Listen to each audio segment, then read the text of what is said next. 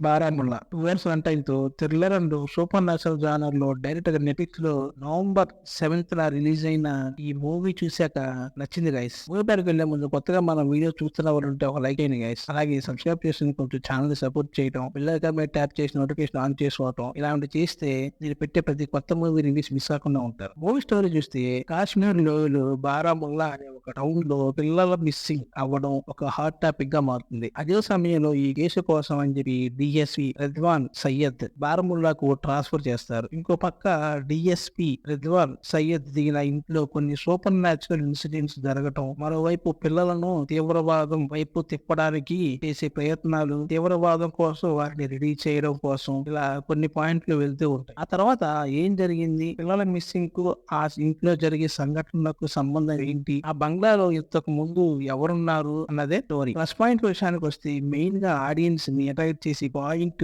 Movie యొక్క atmosphere. Arnold Fernandes యొక్క cinema autograph చాలా బాగుంది. మొదటి ఫ్రేమ్ నుండి చివరి ఫ్రేమ్ వరకు ఒక రకమైన భయాన్ని ఆడియన్స్ లో క్రియేట్ చేసి పెట్టేశాడు. అది మూవీ ఎండింగ్ వరకు సిక్ అయి ఉంటుంది. ఇక సస్పెన్స్ విషయంలో మాత్రం ఒక ట్రిక్ ఉపయోగించాడు డైరెక్టర్ ఆదిత్య సుహాస్ జాంబ్లే. సస్పెన్స్ అనేది స్లోగా ఆడియన్స్ ఎక్కించి స్టోరీలోకి వెళ్లేలా చేశాడు. సస్పెన్స్ మాత్రం చాలా బాగా మెయింటైన్ చేశాడు. ఇంకా క్లైమాక్స్ లో కాశ్మీరీకి వచ్చిన పండిట్ లింక్ అయిన క్లైమాక్స్ సినిమాకు ఒక పెద్ద హైలైట్. ఇంకా చివరిలో ఆ ఉగ్రవాదుల హెడ్ ని రివీల్ చేసే సీన్ కూడా ఒక ట్విస్ట్, ఎవరు ఎక్స్పెక్ట్ చేయలేరు. ఇంకా మూవీలో ప్రొడక్షన్ వాల్యూస్ కూడా రిచ్ లుక్ గా ఉండడం, బ్యాక్గ్రౌండ్ మ్యూజిక్ కూడా బాగుంది. సెకండ్ హాఫ్ స్క్రీన్ ప్లే బాగుంది. ఫస్ట్ హాఫ్ స్క్రీన్ ప్లే కొంచెం స్లోగా ఉంటుంది. ఇంకా హడావిడి ఏమీ లేకుండా, పెద్ద సెట్ లేకుండా చాలా బాగా లొకేషన్ చూపించారు. క్లైమాక్స్ లో పిల్లల మిస్సింగ్ ఇంకా ఉగ్రవాదుల స్టోరీని లింక్ చేయడం బాగుంది. అడల్ట్ కంటెంట్ కూడా ఏమి లేదు, ఫ్యామిలీతో చూడొచ్చు. మైనస్ పాయింట్ విషయానికి వస్తే ఫస్ట్ హాఫ్ నాకు కొంచెం స్లోగా అనిపించింది.